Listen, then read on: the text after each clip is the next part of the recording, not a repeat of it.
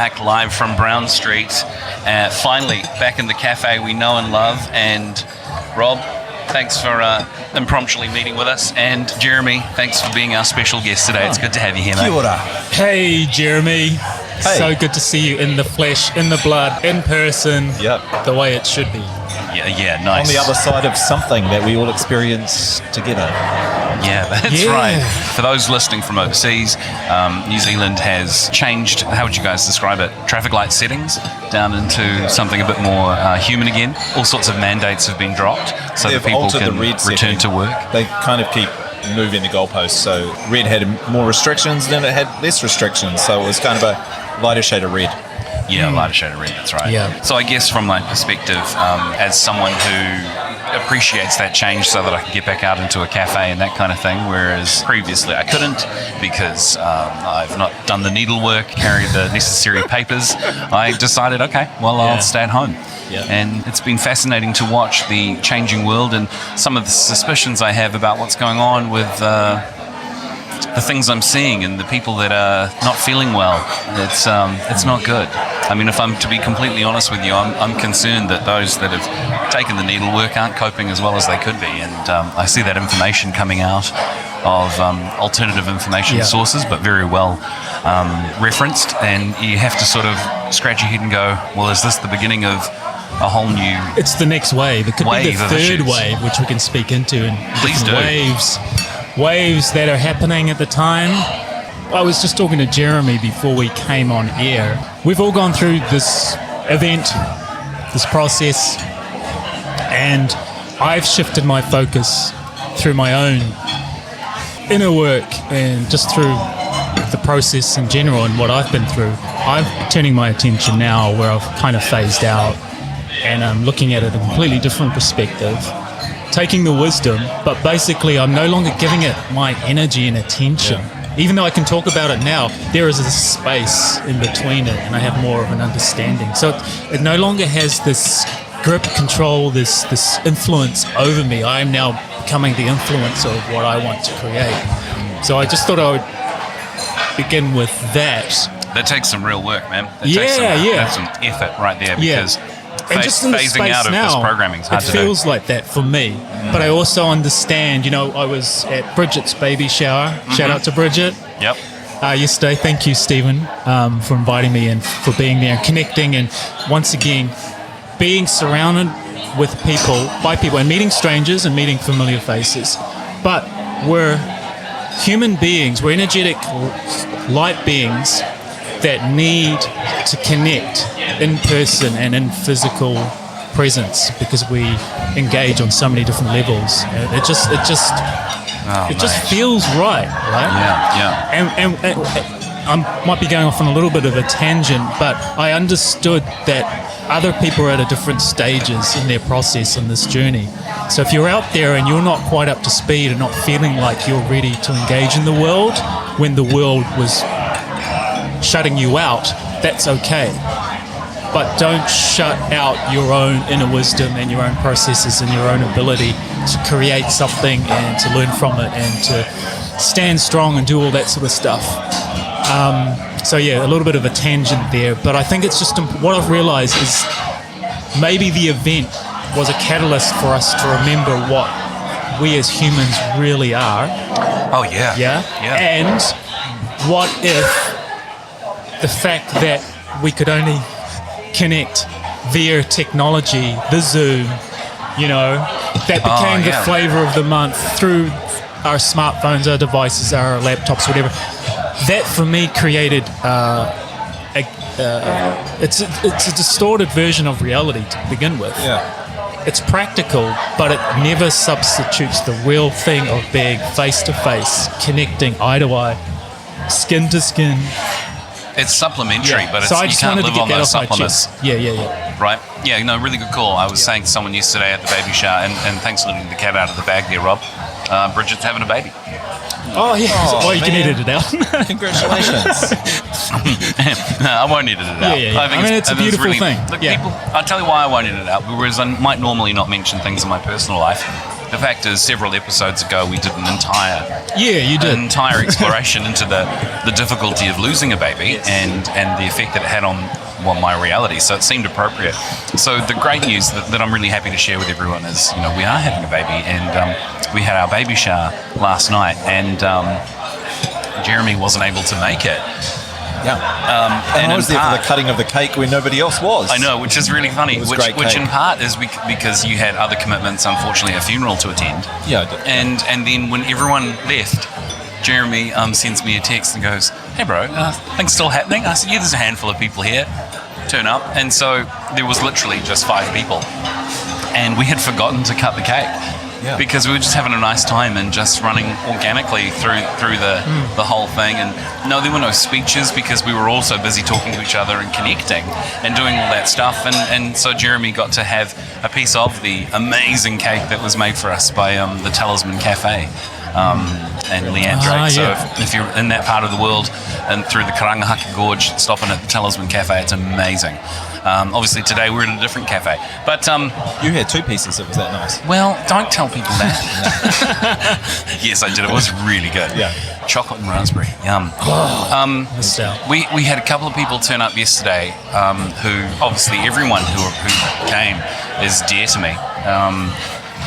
But one of them was holding back the tears of the emotion of the fact that, it'd been so long since we'd all connected. It really meant a great deal. And another one of our friends openly said, "I'm nervous. I'm nervous about being here. This is the first time I've come out of my house without my mask on." And again, that was a big deal for a different reason. Yeah.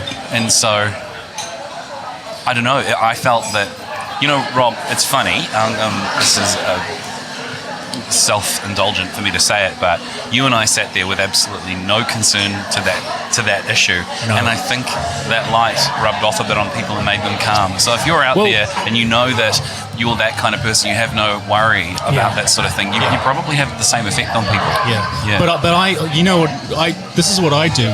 I set an intention for how I want to present or how I want to enter a room or what I want to feel.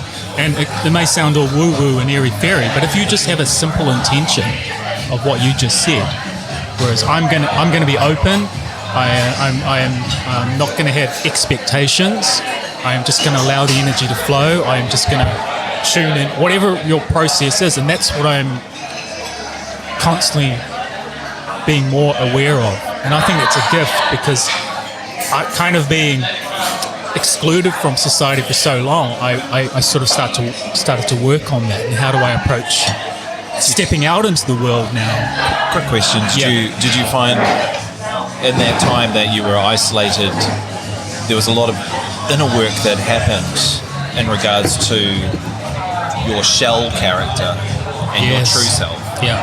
And and what I felt. What I hear from you is what I've been working on as well. Like yesterday was a funeral that I went to, and I had set my intention as well about being authentic and listening and present, and I kept it simple like that. So that was the inner work that I had been working on myself in the isolation. A very positive emergence for me out of this period of time.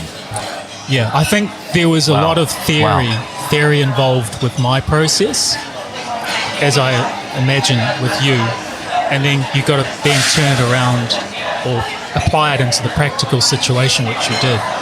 Yeah, and also the both of you were teaching a way of being within that moment as well. So you were saying, I'm comfortable in my skin, I'm not afraid of you as another human being, as we've been taught to feel. Yep. Yeah. 100%. Yeah. Because you that's essentially the inner monologue to me. I'm not afraid. You say this a lot, Jeremy, which reminds me, like, you are me and I am you. I can feel everything you feel, not precisely and through your experiences, but I know what sadness feels like, I know what joy feels like, I know what empathy feels like, I know what connection, so I can relate. Absolutely. And aren't we just relating when we're connecting with people? Whether we disagree, whether we don't see eye to, we're just trying to relate or find some sort of connection. And that's what so I think that's the core essence of every human being on this planet. yes. Where we're born with that.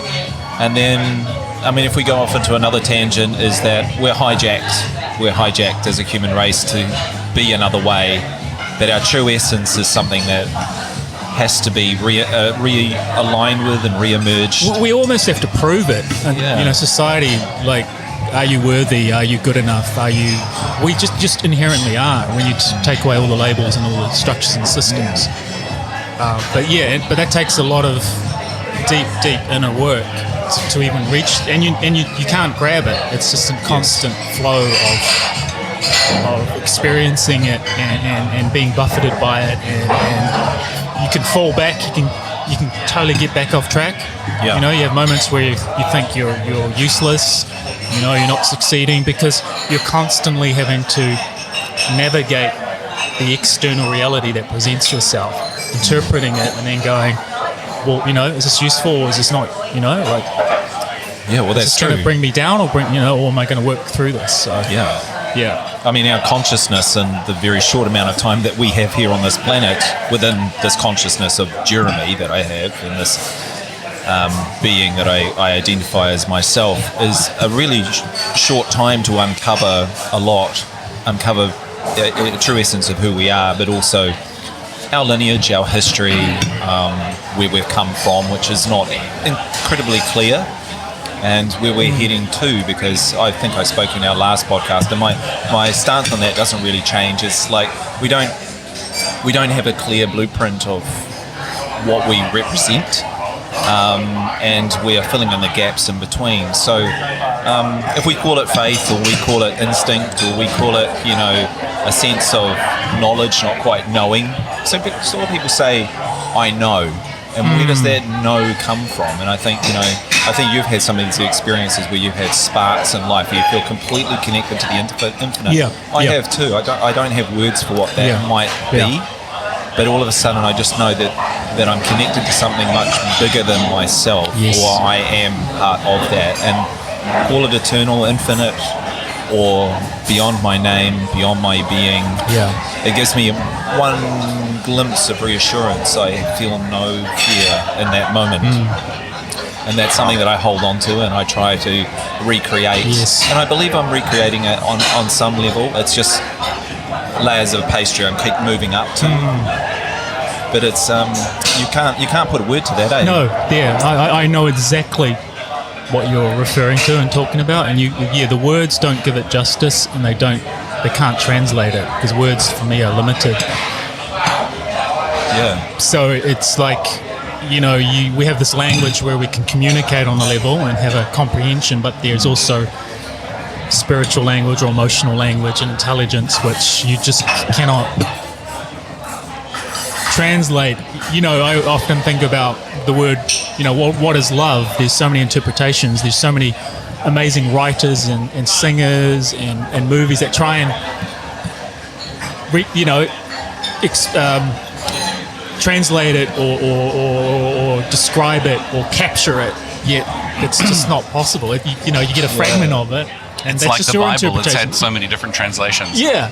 Because it's infinite, it's huge, it's too big. But, you know, the 7 billion humans are experiencing their version of what love could be in any particular moment or whatever emotion you may be feeling. I think a layer of reflection is the opposite for me. So I know that a sense of peace has come upon me when I'm in the middle of the psychodrama. I love that. Psychodrama. Psychodrama, yeah. Or the mass psychosis. The mass psychosis and the psychodrama that we've all been experiencing. And when you see it as almost like a comedic play, and the players are literally playing in front of you, and you feel very detached, and it's a very confusing time to feel quite detached because you can't anchor to anything. But what I've found just recently with my relationship with the two of you and some other people that have come into my life, where the barriers have been instantly dropped within seconds, and we're connecting on a lifetime that would take to create that relationship just within a matter of moments. I'm going, something has shifted and something has happened. You're not experiencing the psychodrama. You're not in it. You're trying to find some sort of landmass to sort of cling onto, or a lighthouse. Yeah. I'm a lighthouse at the moment. You're a lighthouse, and we have come together. And that's probably the only analogy I can feel, which is the antithesis of kind of that spiritual experience.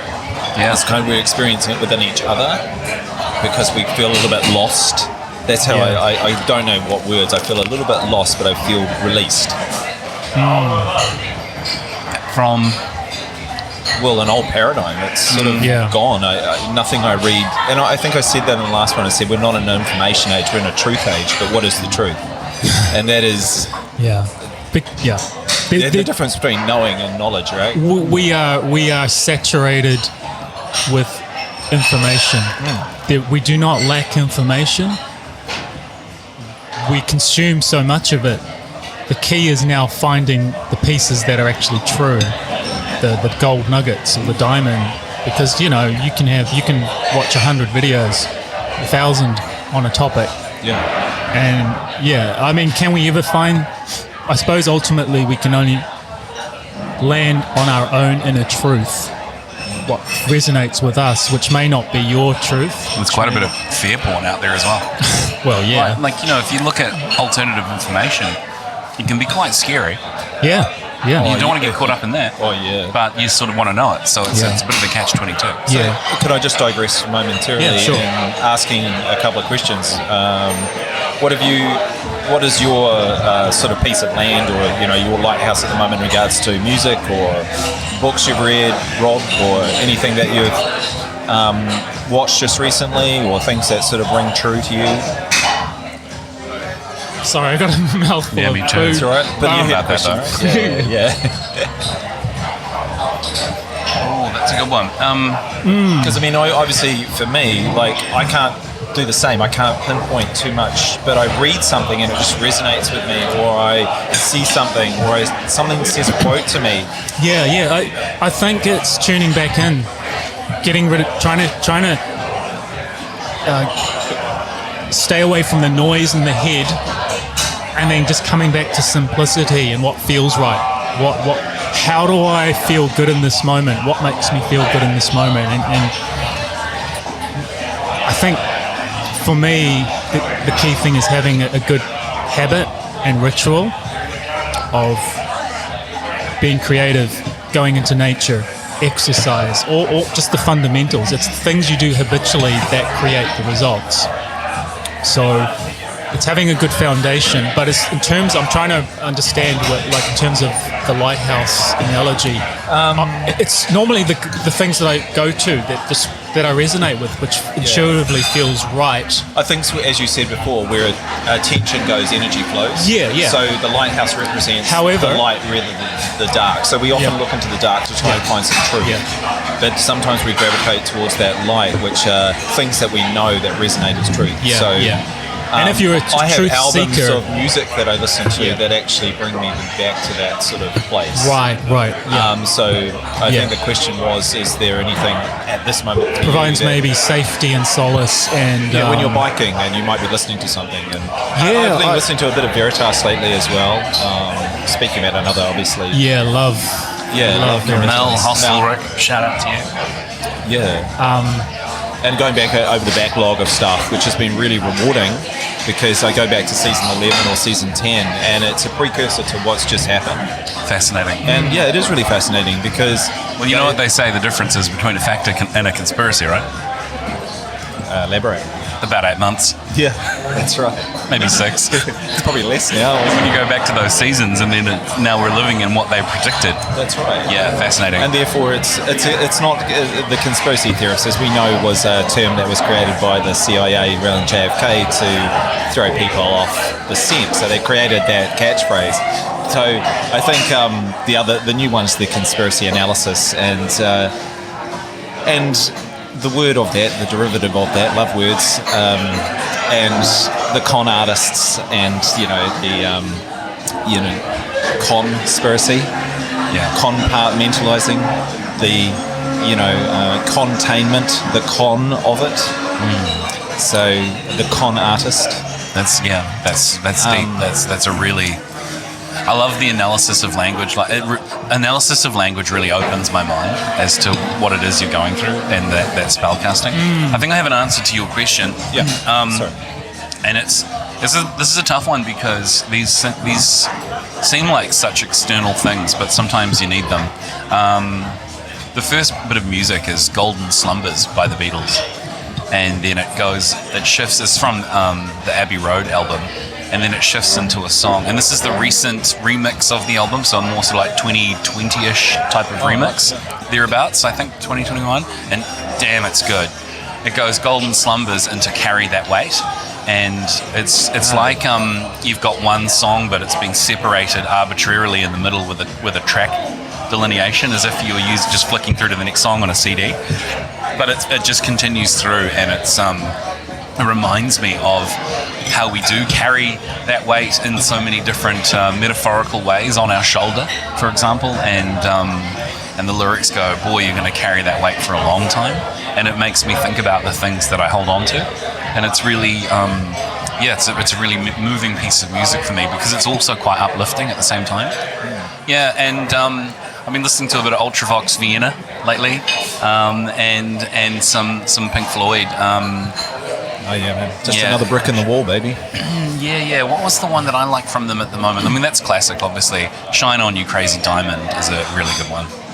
Yeah, because you gotta shine on, don't you? And music. You've got to. If you're gonna walk in somewhere and be different to everyone else, you've got to keep shining on, or it's just gonna squash you. And music it captures a moment in time, but I often feel like singers and songwriters, they're so connected to their creativity and to the cosmos, the universe, the ether, that they can almost channel stuff, and there's messages and stuff in music that you resonate and pick up on. Wow. Almost like they're imparting some sort of truth. It's healing, isn't it? Weaved through the music. Yeah. And I've often found that through the storytelling, basically. And the music obviously is very evocative, and so I can understand why. Music has significance, and more for me in terms of what's the word when you want to remember something, you become. What's that word? Oh, when you want to remember something, you become in tune with it? No, like you think of the good old days or past love, and reminiscent. You become very reminiscent of that time, and so you want to remind yourself of those feelings. You want to reminisce? You want to reminisce, So I can speak to something else too that's happened. This is more something. I just want to say that was really interesting. The music thing is fascinating, and obviously it's connected to our universe because there's only so many notes and there's so many frequencies, and keys. There's music that can heal and music that can harm, as they know that the didgeridoo was an instrument that was used for healing, and also if it was played incorrectly it could be used as harm. So Wow. And also that frequency, I can't actually remember, is that 432 frequency? Well, 432 is the good one. 440 is the common one we're all subjected to. And so they retuned everything. You're right, it's a frequency, and we're all connected to it, and the planet has a frequency, and all the stars and planets have a frequency or emanate. So for me, like if I hear the song Pachelbel Canon, which has been used in a lot around the world, a little Easter treat there, Stephen. Yum. Yeah, by the way, I've got a little Easter treat for all of you, and if you're listening, I'm sorry, I don't have one for you. Easter's still a week away, so I think just a little bit early. Depends when I publish the episode. Yeah, true. Welcome to our Easter episode. So the Pachelbel Canon thing, every time I listen to it, it's like some opera and some certain types of music. If I listen to it, I don't get a cognitive response to it. I get a full body response that makes me cry. Wow. It's a release, and it's not something that is coming from my mind. It's coming from something that is spirit and that's connected to our physical being.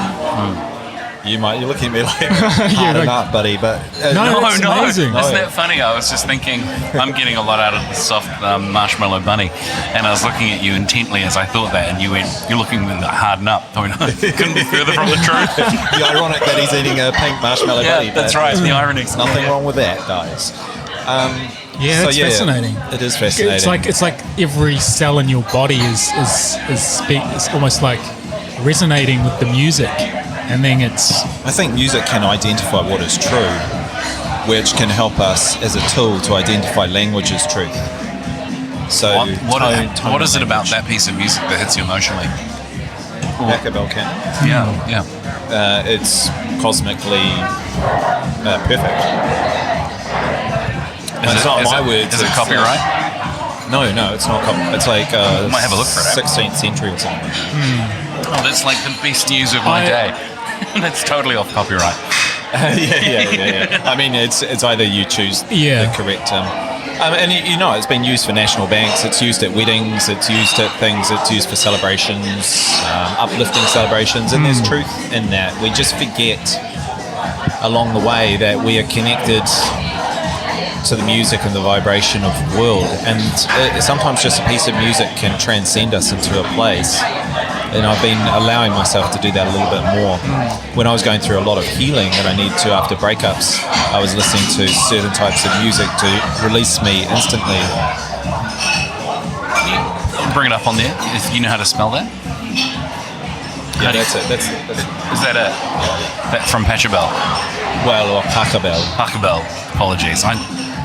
Yeah. Did you say Taco Bell? Taco Bell. What? So we're listening to It's in Taco D. Bell's Canon in D major. Musicals.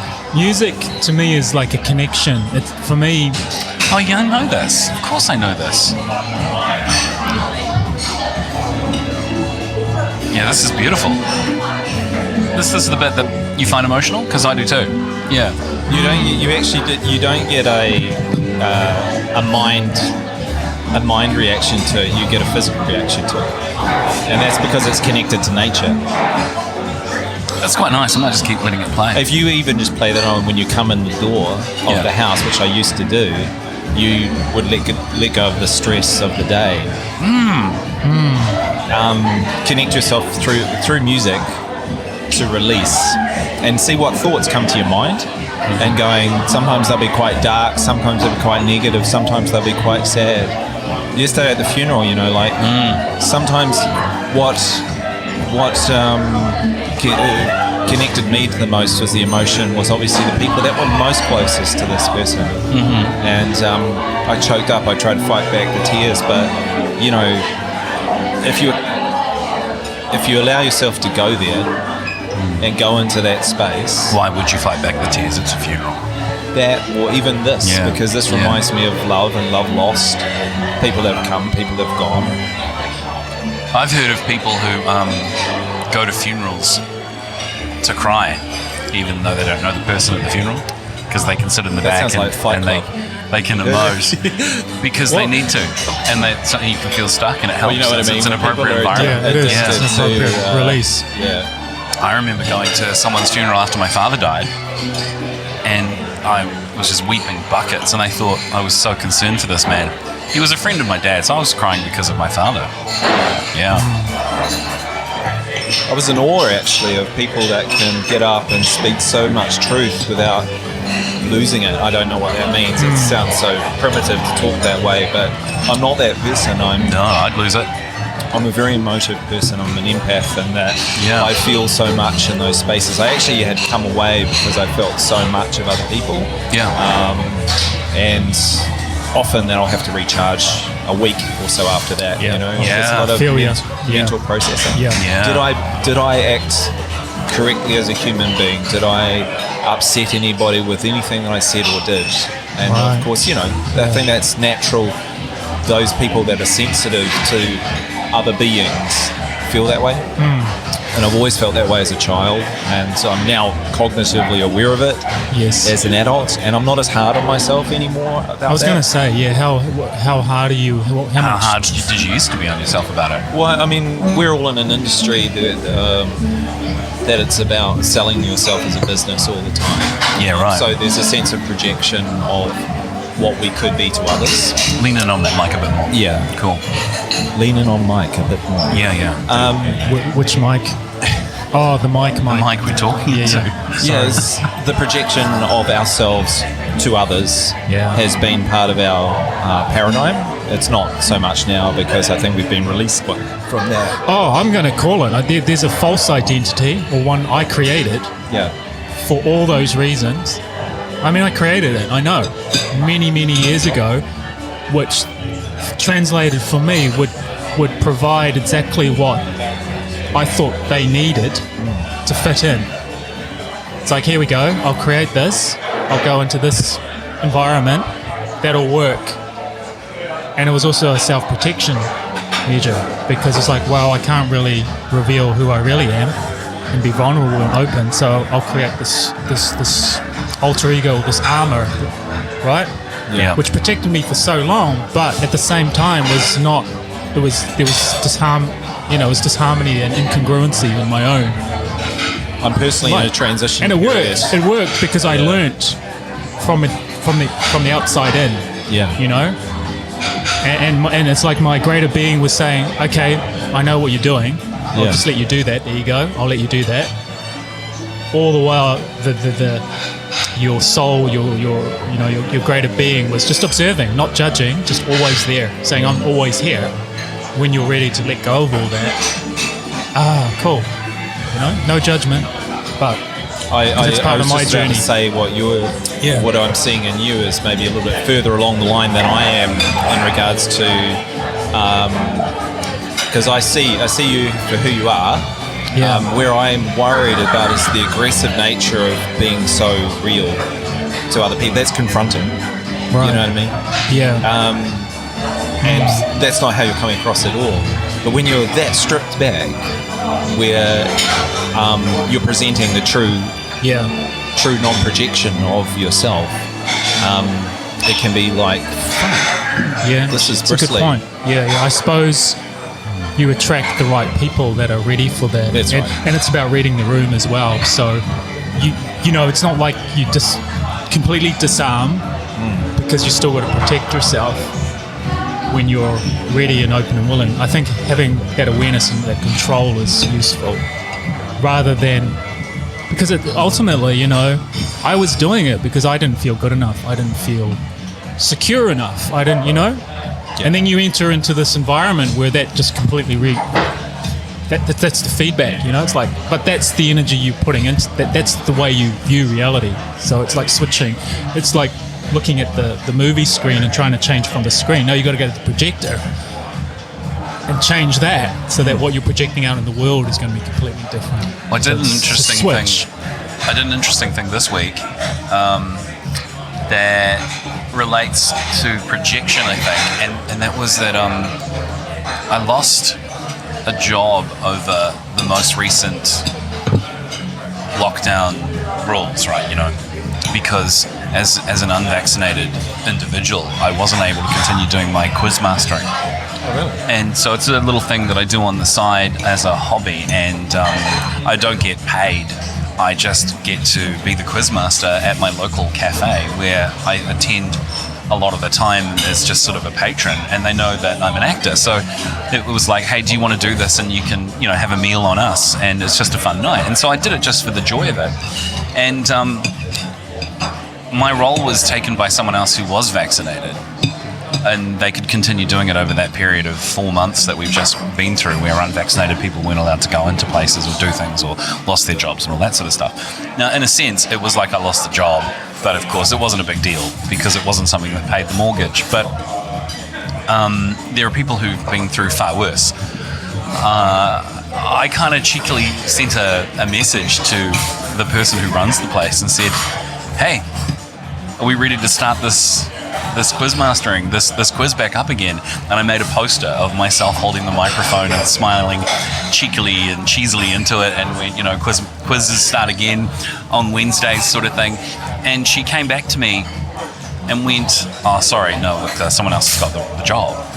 But there was something about the intention behind putting the energy into that poster, because it became a visual thing and it became something I put out into the universe. And I sent it to a couple of other people and went, hey, wouldn't this be cool? Looks like I've lost the job, but you know, I love doing it. And my intention when I got that rejection saying, sorry, look, someone else is doing it, was to just say, hey, that's cool, I love it, I'm gutted of course, but I was totally open and friendly and like, if anything changes, let me know, I really enjoy doing it. Well, within 3 days, I got another call saying, "Would you like it back?" Really? Would you like it back? And I really feel it's because despite the fact that the answer was no, and I knew someone else had it, but I chose to make that poster. I used Canva, made a really neat poster, and I sent it out, and I was able to text it to her and the owner of the cafe, and I was able to show a couple of people for fun. And I was in a really interesting space. I wasn't under stress.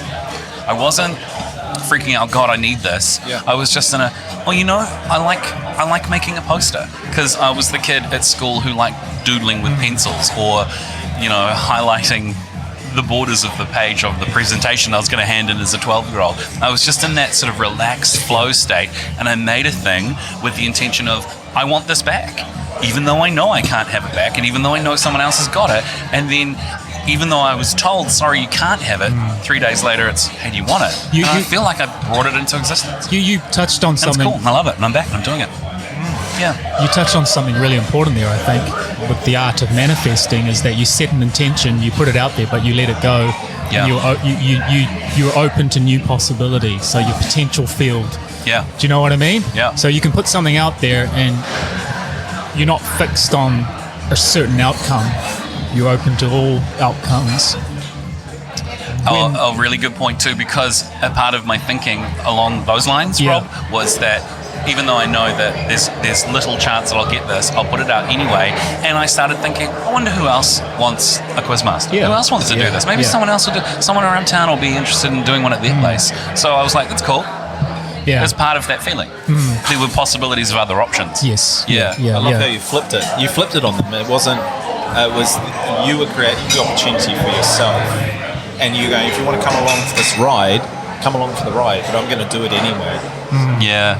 That's investing in yourself, and I think that's a really powerful thing. And as you said, you didn't care about it so much. As long as we can translate that into other aspects of our lives as well. Yeah, like I'm sitting here reflecting on it, going, what can I learn from this? When was I last in a flow state about something that actually really mattered to me, instead of being in a stress state about it? So I guess for actors who nail that manifesting thing really well, they seem to just like put themselves in a space where they see it. They do the whole visualization of it, and that whole cheesy, the secret dream board thing, your vision board thing. But in reality, there's got to be something to the law of that of attraction, right? Which I've not mastered. There's some people who make great books about it, and I've always been, yeah. It depends where you're vibrating from, Stephen, because I actually came to realise I didn't want certain work after a period of time because I just didn't like it. Yeah. I was actually jeopardising on a subconscious level, going, I don't resonate with this anymore. And actually, when you start doing that, a lot of the work's resonating quite low. So all of a sudden, it's like the opportunities are a lot thinner, because actually what really floats your boat, there's very little of it. A film that you really think's great might come along, because actually sometimes it's not the film that I want to do, it's because I want the experience. I want the experience. And that's the growth. I can see that I'm going to grow a lot through this process. Yeah, right. But if it's violent, it's very base orientated work, and I don't resonate with it. Describe violent. I think I know what you're talking about. Violent work? Yeah. Work that is, I'm not saying within the creative realms. I'm not saying with what the people that I'm working with. Yeah. I'm saying the work is intention to be about the ego of taking, or hurting. If I think about, say, or drama, the psychodrama, you're projecting the psychodrama. Sure. When I've done a monster on Power Rangers. Oh, yeah, I would mention that. Well, I mean, I've done them, right? I've done a monster on Power Rangers, and I've bled for the craft.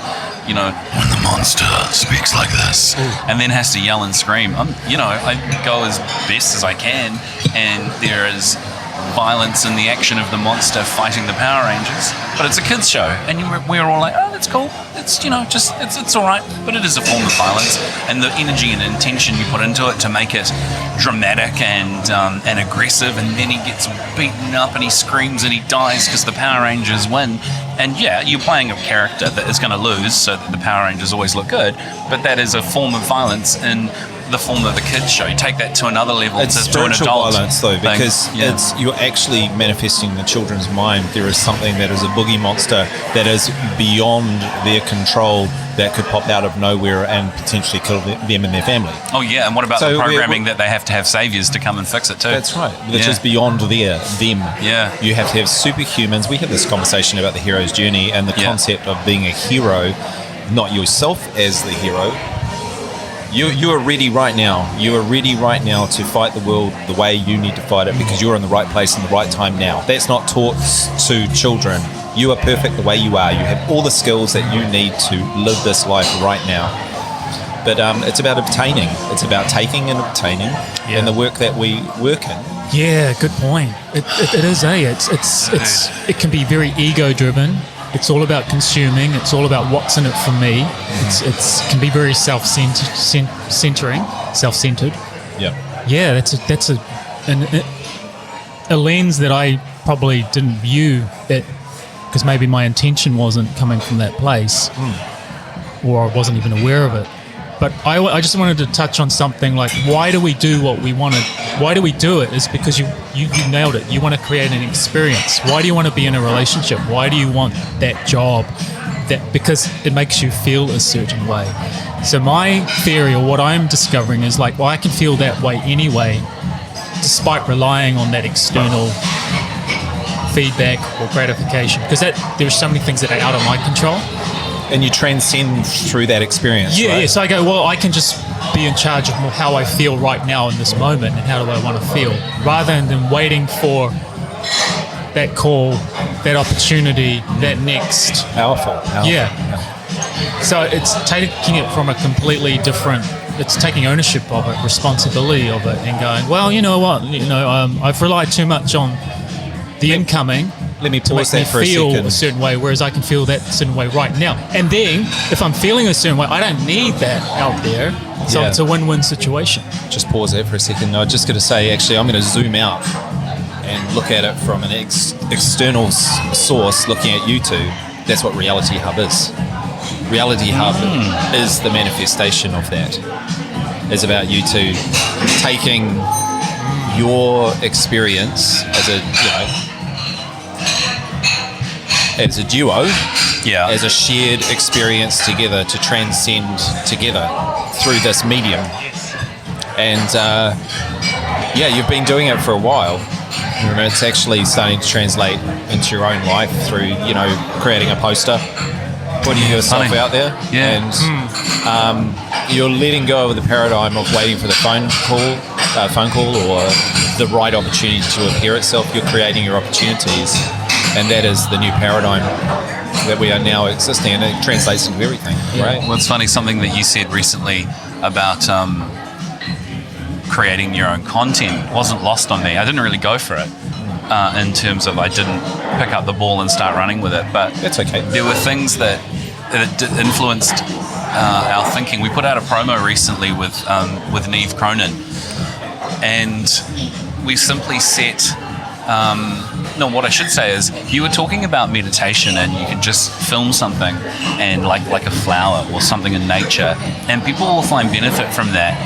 Wherever they're coming from, wherever they tune in, you set that to music, or you set it with meditation, and you do get benefit out of it. And I found myself thinking about that, but not following through to set up an entire YouTube of filming flowers with music or anything, because it's about content creation and making a living.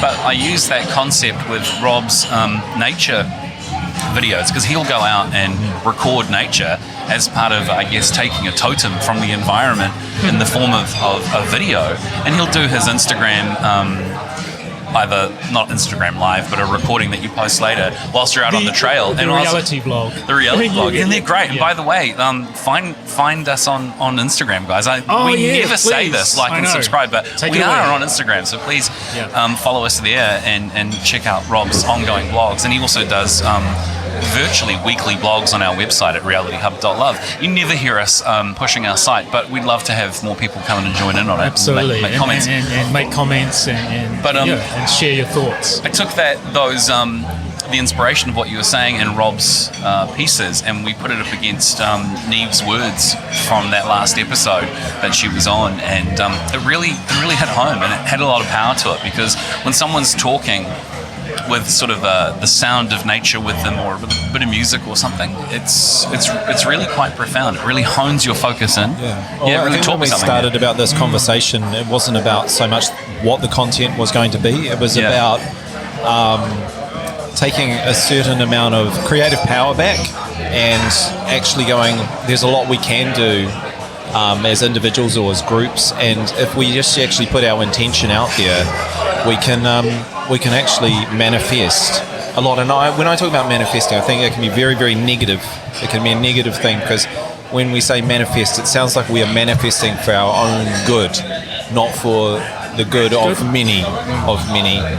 I am manifesting a car, or I am manifesting a job, or I am manifesting a house, or I am doing this. And I think there's nothing wrong with that, but it's a hollow manifestation. We can't manifest those things because there's no real intention behind them.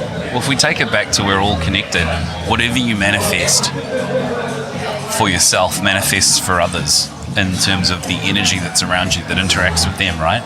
So if you take something which seemingly has no purpose, like you're saying, I'm going to manifest for this for myself, but if you just go into an artistic sort of state of mind where you create and do something, the effect of the energy of what you're doing has a manifesting result.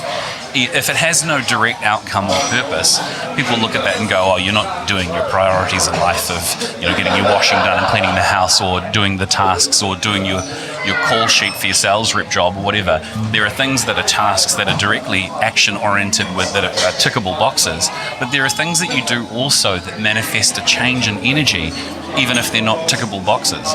So I think it's one thing to have goals, but one of those goals can not be so much a tickable box goal, but a goal to create an atmosphere, or a goal to create something that has no seeming direct outcome, but becomes part of the vibe of what's around you. Yeah. Because within that bubble then attracts the manifestation of the life you want to lead. And I think it can be sort of boiled down, or condensed down to the concept, we get what we want. We don't get what we want, we get what we need.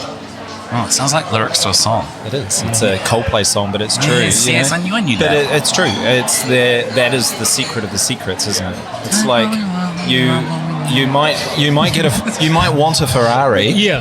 I'll finish. You might get a Ferrari, and you crash it because you wanted a Ferrari, but that's not what you needed to learn. Or you desire. You needed to learn the loss of the thing you wanted? Yes. Yeah.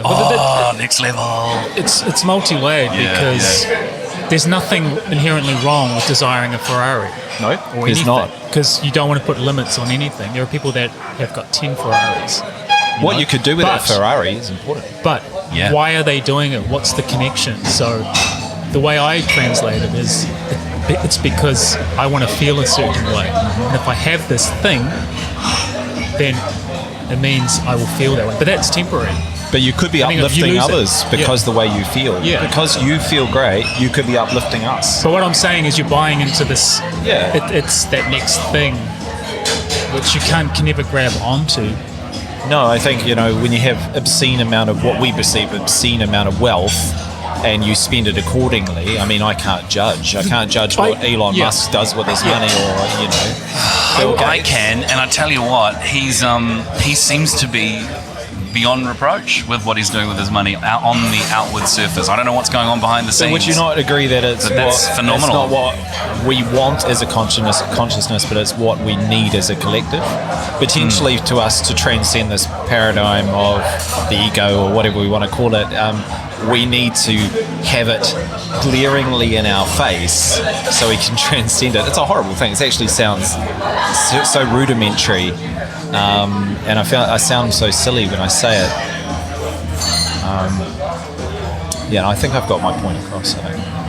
Well, I was listening to the Joe Rogan Experience. He was talking about Kid Rock and how he has just the most outlandish home that is, he has a gold encrusted elevator in the middle of a replica of the White House, which he has put on his own property, and it's got like 32 rooms in it, and only 2 of those rooms are for people to sleep in, because the rest of the rooms are just for partying and fun and, like gold crusted pool cues on a pool table. And it's like, but who are we to judge? Because in this lifetime, that man is just going for it, for opulence and fun and for that experience. And if you are meeting the requirement of the universal law of do no harm, live like a god.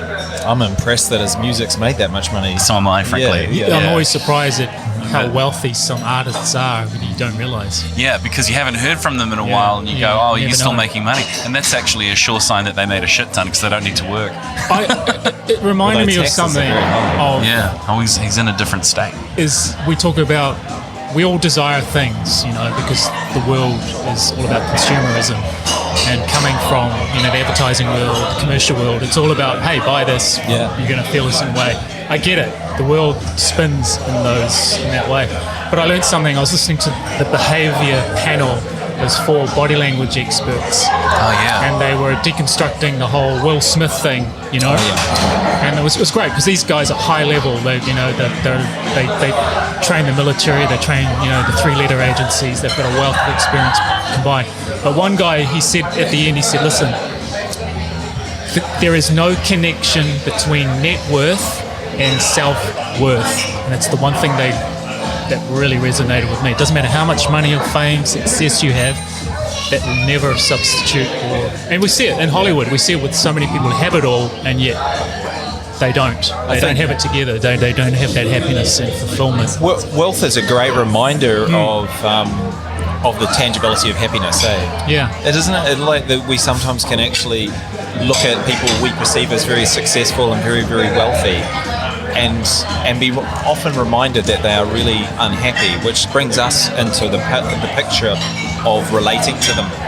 And I think just recently with this scenario, what I see in Mr. Smith is that in that moment he was not altogether, and I think it was a refreshing moment too. And that's why I think we can vilify him. And this is what we do in society. If someone that we treat as a god falls off that pedestal, we want to drag them down below us. And who are we to do that? He had a weak moment, unfortunately, on an international stage, and I think it's an important conversation for the right reasons, not the slap itself, not how Chris Rock feels. We're all human. Deep down, we're all human. Yeah, and we don't know what the conversation he had with his wife before he left, or she had felt like, look, that same thing. We feel insecure in our own. Put Oscars at the next level, above levels of where you connect with people and what everyone's going through. Wow, Reality Hub just had a commentary on the Will Smith situation. Well, it was more about I didn't see that coming. That quote about connection. This is part of reality. Yeah, but it is. Yeah, no, man, that's a good point, because this is part of our reality. It's it becomes either that or a left hand over here. Yeah. Look over here, everybody. Something's really good point. Like distraction in the media from what else is going on. We're not going to world. weigh in on the Ukraine stuff. I mean, that all I say that's convoluted, but there's a lot of things that are happening. I don't know. It's affecting some of the decisions. Like we're making it at a personal level. Bridget and I now can't use Vladimir as an option with its boy. Why not? Yeah, why not? Yeah, I know. Depends how you feel about Vladimir. I'm just going to stand against that. Yeah, that's right. Vlad the Impaler? What was wrong with him? Yeah, nothing. There is not a good track record on that name, is there? Vlad the Impaler. Actually, if you do look at the truth, he was protecting his people, Vlad the Impaler. Is that right? Well, yes. The true story behind that of Dracula was he was actually saving his people, and that the fear that he created within his environment. To protect them? Protect them, yeah. There was a legend. So he created the a legendary story around him that he was impenetrable as a person. So right. But not everything is as it seems. We know. True. Ain't that the truth? Yeah. Yep. I'm constantly reminded of that. Things aren't always as they seem. And, breaking through the surface of stuff. It feels like a crescendo, doesn't it? We're heading towards something very big. We feel like there's a crescendo happening You mean in terms of a reset of something, global consciousness? Okay, you had to say the R word, Yeah, I didn't did. you? Yeah. I did, because I think, I'm feeling something, you're feeling it, we're feeling it. It's like there's a lot of things that are playing out at the moment that just seem so beautifully orchestrated. And okay, we're, the long game. If I'm honest, I do often think if bombs go off, will we be safe in New Zealand? I often think that. Not enough for it to be a minute-by-minute experience thought, but every so often I'm doing something and the thought goes, if World War III hits the Northern Hemisphere, are we in the right place? Because enough of the global elite came and moved into the South Island next to Shania Twain's house and built their deep underground military bunkers. I don't think she's there anymore, by the way. You know what I mean. She moved back to the US. But the thought that, maybe we'll be okay. Maybe it'll be all right down here. It's a bit selfish, but I want to keep living. Yeah. That's true. Yeah. But I want to be in a world where there is no concern over... you want heaven on earth. Last night... You want heaven on earth. I do. Last night I listened to someone say, if Trump was in power, none of this would be going on. I'm not entirely sure that's true. I'm agnostic about the whole Trump thing. He's an interesting character. I'm just going to leave it at that because it'll be fascinating to see what happens in 2024 in the US elections. But I've often said I believe we're going to go into a dystopia followed by a utopia, and neither will be good. But the utopia will make you think it's good things are going on. I think we'll be all right if a blast goes off and we're within the northern or southern perceptions are interesting, because I think I had a conversation off mic about this, was that maybe humanity's destination is to turn into a star. It's to turn the planet into a star, and that is to annihilate ourselves by nuclear. Oh, I hate it when you say that. I'm saying, hey, I'm just going to get into my ego and Jeremy and all of humanity. We're meant to create nuclear warfare and the technology to blow ourselves to smithereens to turn into a bright, beautiful star. Well, then we'll just travel to Kepler 581 or whatever that other new Earth is that they've found. They're always finding new places to live, aren't Welcome to New Earth. But maybe we evolve. Maybe our spirit evolves and as a consciousness, as we are not in our physical beings anymore. Yeah. Maybe we're meant to blow ourselves up to not be physical beings anymore. It sounds like maybe we're supposed to have anorexia to turn into a commercially viable Hollywood star. Something highly destructive in order to be something great. You know what I mean? Well, yeah. Well, I was trying to flip it. I was trying to flip it to look at it from a different perspective, and that we might be right on track. The way you say that with such certainty. Ultimately, we're all going. I'm not worried. We're going back to source. I think we're going back to source in one way or another. If you believe in infinite formlessness, and we're having this short period of time where we were incarnated into form, and every living thing is just an expression of source in a form, whether it's a tree, a bird, a dolphin. Yeah, it's all, when you deconstruct it, it's all made of the same stuff. Pick the top three: tree, bird, dolphin. Well, that's just what you didn't say was dung beetle, slime fish, and you pick your top three. Blade of grass, anything. That's right. So, and I know that quantum or science has proven that on the very deepest cellular level, it's all the same stuff, just arranged in human form or lion form or butterfly or whatever. So, that gives me some comfort because everything is connected. Yeah. And is there, the ultimate question, is there some divine force behind it all, and we're just all connected into it and tapped into it, and we're just expressions of it? Call it anything you want, but there is some kind of intelligence and creator at work that can be so far beyond my comprehension and my conscious mind, but at a deeper level is completely in tune with it and knows it. That's conjecture. To that end, it gives me comfort that we are meant to be here. To that end, I think we chose to be in this existence at this time. So all the crazy shit that's going on, we're the ones that are supposed to be here interacting with it, and I'm comfortable with that. As you perceive in time, but potentially you're just a mathematical equation of a simulation. That's the thing. So you're saying... Well, the other concept is that we're an alien race, or we as a race are in a computer simulation trying to solve a problem. and that there is a virus in this problem at the moment, and there are multiple levels of universes at the moment that they keep trying to eject this virus that's affecting people's minds or the outcomes. Violence or the darkness could be perceived as that. Now, well, maybe we're not meant to be in a duality, but we're experiencing a duality because that's the parameters of the noughts and zeros. Interesting, yes. Yes, and that at the moment we are experiencing a simulation as we perceive it. Our higher selves, we're in it in consciousness. Yes, but a little bit like we are an avatar and we're having this this experience, a little bit like, the Ready Player One situation or a computer scenario where... That's right. But is that intelligence then an artificial technical intelligence as opposed to an organic... I perceive as we might see as our future selves, or our beyond this paradigm, our much more advanced selves, keep having an outcome because they're Time Lords. And what they're trying to do is they're trying to actually keep changing the outcome with different algorithms, so that maybe we're going to perceive that there's an end for us sometime, but it's just going to keep playing out so the outcome can survive beyond itself, or the computer virus is eradicated. My mind is just going. These are not my thoughts. These are things that I'm regurgitating from other people's. I find it really interesting that the reports of aliens taking samples from human beings seem to have quietened off recently. I don't hear so much of that ever since the needlework started. No, there was this report recently. We've seen more? They're back again? Yeah. Okay, great. That's good. What they call it? That where they pre-program us? Pre-programming in movies and in media, etc.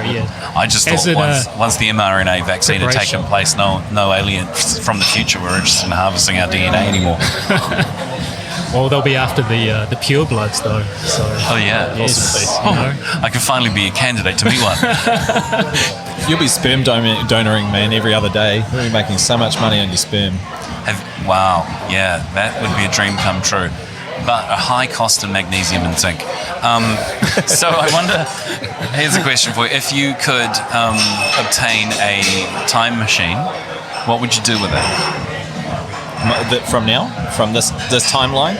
Yeah. I'd have to, first and foremost, have a meeting with some people about what the parameters of changing the past would be, or even going to the future, what we perceive in a timeline. I'll put a ring around this. What could you do? What would you do with it, but in terms of only something for yourself? I've thought about this recently, actually, because the concept... I'm just going to digress just a little bit.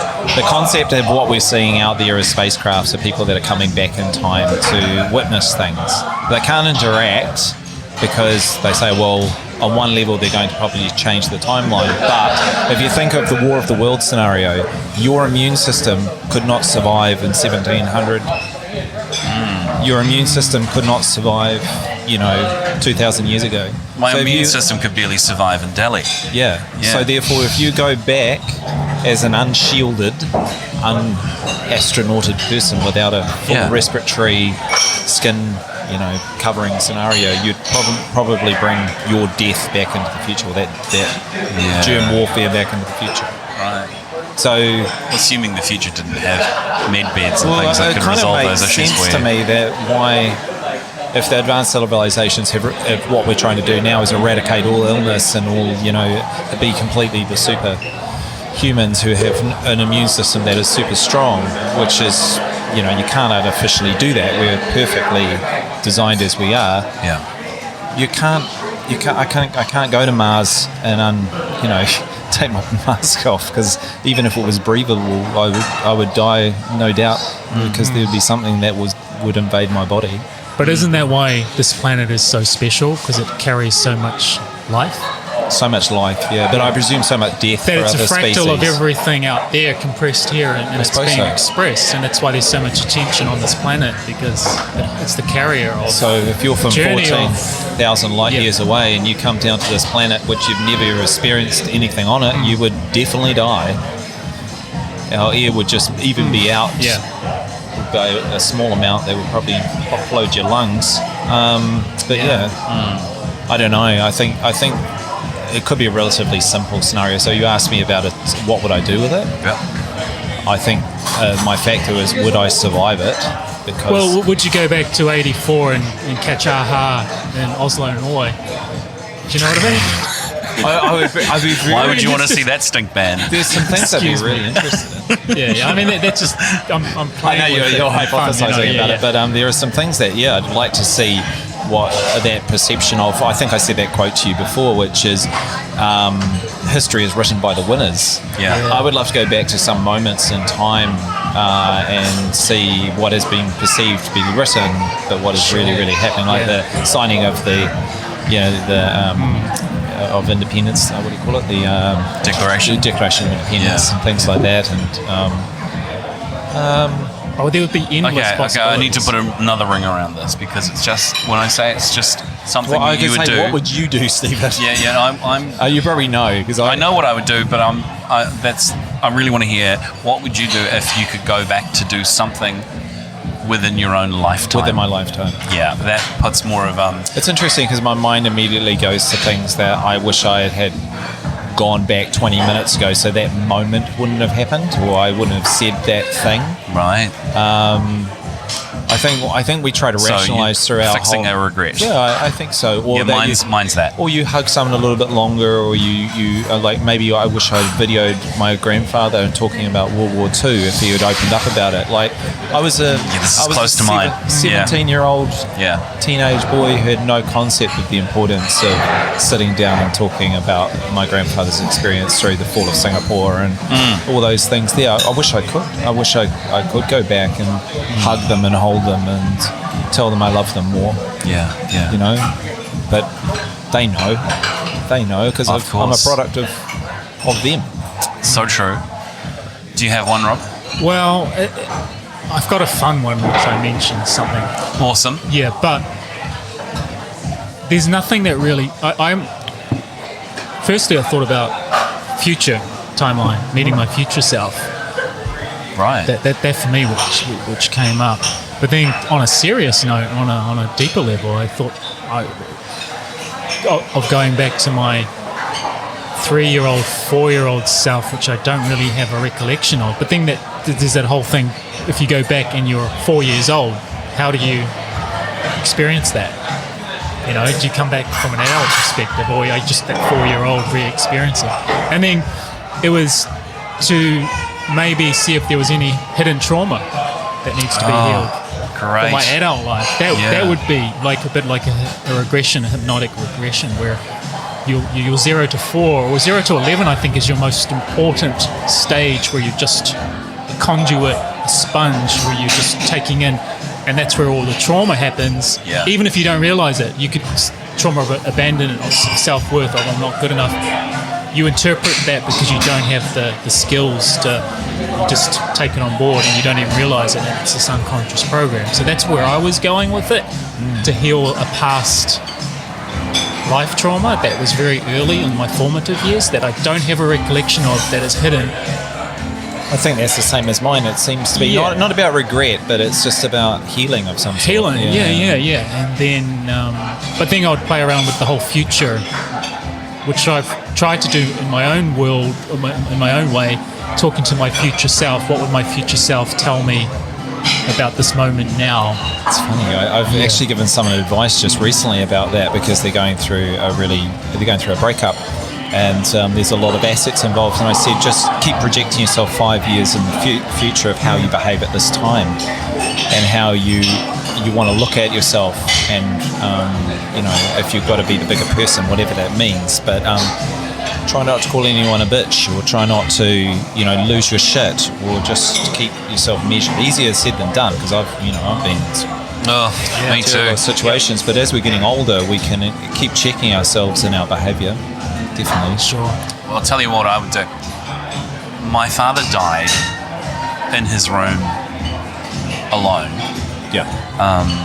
of cancer in 2015, I think. And I would get hold of the date and go back to be there at that time in his room. My sister was in the house, But, he went to bed, and when she woke up to check in on him in the morning, as was part of the normal routine, he had passed away in his sleep overnight. But I would go to be there with him. Wow. Yeah. And if I could, I'd spend some time in the future working out and taking testosterone and human growth hormone and look in my best shape. And not only would I go there to be with him, but in the years leading up to that date, I'd introduce myself from the future as my 50-year-old self and go, hey, I'm your son, and I'm going to be here at certain times. That's the Baron Trump theory. Yeah. So then when I turn up as a 50-year-old at that night, he'll be like, is this it for me? Am I going? Is this the last time? I go, yeah, Dad, it is, but I'm going to be here with you. Yeah. That's cool. That's cool. Very cool. It's a lovely thing, yeah. It is. Yeah, it was a great gift. I mean, I was there when my grandmother died, and as hard as it was to see her body through that battle, it was a great gift she gave me to be able to see that transcendence from life to death. Well, I was there with my mum, and that was really special. Yeah. I was there with Rachel and Bridget, and another lady who was really close to her at the care home she was in, who worked there, and we were all like a hand on her arm, or holding her hand, or holding a foot or something, because we're surrounding her in her bed. As she took her last breaths, she was surrounded in love. And I regret that my father went through that transition in the dead of night, in darkness in his room. So I can say, man, it's not what he wanted, it's what he needed. It's his journey, so we can't, walk out there and get hit by a bus. It's meant to be that way. Yeah. As much as it's a hard thing, we're not taught what it is to transcend guilt. I'm not saying that's guilt, but I don't have a word for it. But we feel regret, or we feel that we should have done more. I've had a few people have killed themselves, suicides, and I wish I'd picked up the phone more. I wish I could have hugged them more. I wish I could have, been there for them more. I'm trying to work through that. I'm trying to find new levels of understanding of their journey. It's affected me from a 17-year-old man to now a 48-year-old man, It's funny you say 17-year-old man. When I picture myself as a 17-year-old, the word man doesn't come into Sorry, it. as boy. I was a boy. No, but for some people, they were men. Yeah. Well, you can't rationalise somebody else's actions. Yeah. And as much as I've tried, I've tried to feel what the lowest of the low is, and that there's no way out. But I mean, that just takes the conversation to another place from what you were talking about with your father. Yeah. But what I'm trying to say is that I have felt regret, loneliness. I wish I could have done more. Right. So I think that's just part of the human experience and condition. Everyone feels that. I agree. School and of there's no souls. escaping it, because it's the whole human experience, spiritual experience, to be a container for all of it. How do you know sorrow and loss without joy and love? The two contrasting expressions that you're and I always think operating. it connects us now, connects us now, right at this moment. Our sorrow and our grief connects us on this level. Because I mean, if we were all rainbows and unicorns, we wouldn't need to sit down here and talk about the deeper meaning of life. That's right. If we were always fighting butterflies, there'd be no need for toilet spray. There's always peaks and valleys, and a peak cannot exist without a valley, just like a wave cannot exist without So the deepest love must be in the deepest of sorrow. So we know that sounds a cliche, but it is. Yeah, it is. To experience so much love is to experience so much sorrow. I know. The more I expand my heart and let love in, the deeper the pain I've felt when that has disappeared. That's the way one experience has happened for me. Yeah. So the more I let in, the more that I went through. The deep, almost like the deeper the cup, the deeper the wound, sort of thing. So from one spectrum to another. Do you think it's because we're grieving ourselves? Do you think it's because we're grieving our own life in that moment? I think when I choke up, I'm grieving my own mortality. Like it's a hard thing, because I think that's what I'm doing when I'm choking up about that sort of stuff. Is I'm going, this is a moment in time for my perception of me. Right. I'm grieving myself. Yeah, it's because it meant so much for me. That's the way I interpret it. If you experience such amazing bliss and joy and you lose it, that's painful. It's like, hang on a minute. Yeah, it's just you lose something that maybe you put a lot of meaning and attachment to as well, but you still had that experience. So you went from a huge high bliss moment, and then that sort of just was taken away. Oh, so that's the way I interpret it. It's interesting, a perception of what we might do with time travel, It's quite similar. Yeah, I mean, I didn't go into the fact that there'd be probably a couple of lotto wins in there for me and some other stuff. But to predict a few outcomes of major sporting events. Possibly turn up in 2008. An almanac is given over to you. I think somewhere in 2008, 2009, I'd probably buy $10 or $11 worth of Bitcoin, and I'd be doing pretty good right now. Yeah. And it wouldn't seem like I had really taken too much. This would be $10 or $11. Your cafe would be sitting in. It certainly would be. Yeah. And Jeff would be back, but he's gone. Shout out to Jeff. Yeah. That's great.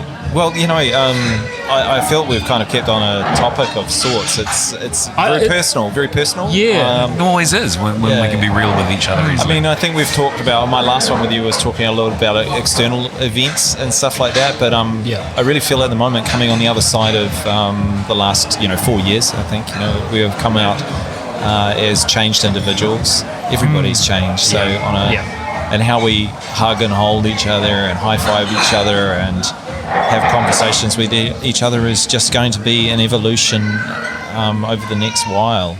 Yeah. I feel deeply connected to new people. Yeah, when you were saying that before, it's especially to new people. Like for the three of us who've known each other for a long time and we find ourselves thinking in similar ways, the bonds that you have with friends that you see eye to eye with deepen. But it's what's more of a rush and more exciting because it's so fresh and quick and new is when you meet someone new that you have depth with in a grounded way, not sort of flash in the pan and then you find out, oh no, they're a bit loopy weird. But it's like it's more like you find out, you say to yourself, where have you been all my life? Because I know that sounds weird because it might be the sort of thing that a man says to a woman in a romantic relationship. Where have you been all my life? But it's more like, no, dude, where have you been this whole time? Because I feel like I know you. Because it's a soul family thing. Yeah. It's a soul family. Yeah, exactly. Meeting all the right mirrors now, all the people that are reflecting all the right things back towards you, Yeah, and your Canva posters can, flash into existence and bring back manifestation of things that you've lost. So cool. I know it's weird to say that, but it's a microcosm of a reality I hear people who deal with energy work saying a lot now, which is that your intuition is stronger in these times. Your ability to manifest has a faster turnaround, and what you put out there comes back faster. So the energy prepare of the for that, planet. because if it's bad shit you're putting out, it's a tough one to be hit in the face so quickly. We're hitting some and vice versa. higher vibrational energies as well, on a planetary level, and that's what I've been hearing as well. No, I think Reality Hub in itself is like a great, metaphor for, your own personal journey and the people that you've been interviewing. I've been sort of following that too, and listening to some great interviews, and how that is reawakening or activating people has been really positive. It's also triggering people in your own life as well, your journey, and that's part of it. You're upsetting the paradigm for them to make their choices, and that's a gift as well. It is. And all kudos to that. You're moving forward with intention, and you believe your intention is good, and that is all that matters. This is true. Right? Yeah.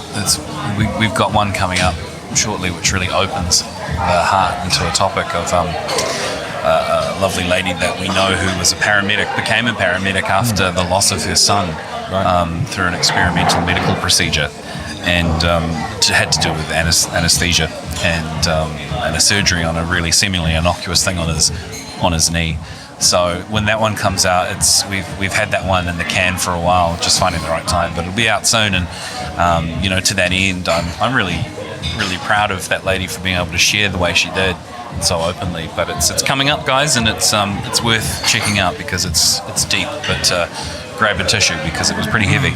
Yeah. Yeah. And to what you said, Jeremy, as well, and what you say, Stephen, every guest that jumps on with us, we're just having this chat, this heartfelt chat.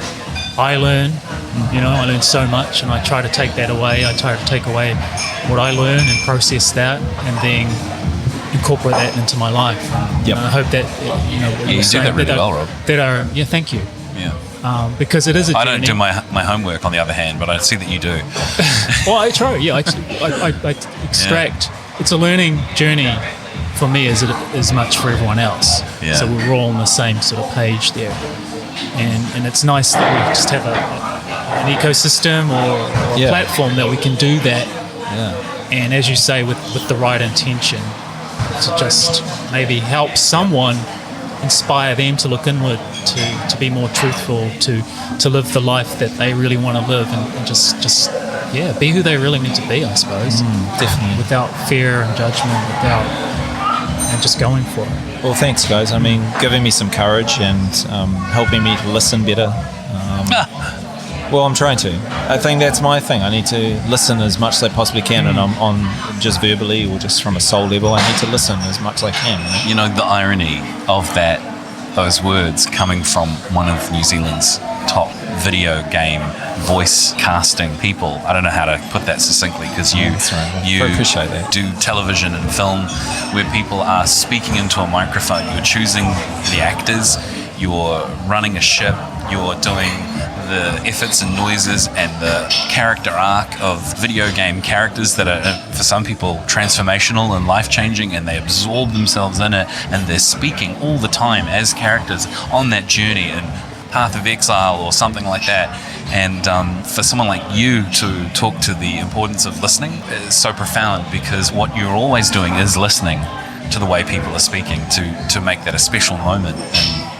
Those projects. You get one moment to hear a piece of truth, and that's it. Sometimes I won't read a script, I'll read it briefly, but I need to listen to it, I need to understand it, and so many factors come into that. Being dyslexic helps, because I need to understand it from that level. I need to understand it. I'm not saying I'm the lowest common denominator, but a person that struggles sometimes. If I understand it, then many people will understand it. Sometimes I just say, slow down, bro, I don't understand what you're saying, or your intention's not right. Yeah, right. You can hear things on multiple levels. Well, on that note, guys, I think it's time for us to bring today's episode to an end. The energy's winding up. It's been a pleasure having coffee and breakfast with you. Yeah, thanks so much, Jeremy, for being here. Thank you, Stephen. It's been an absolute pleasure.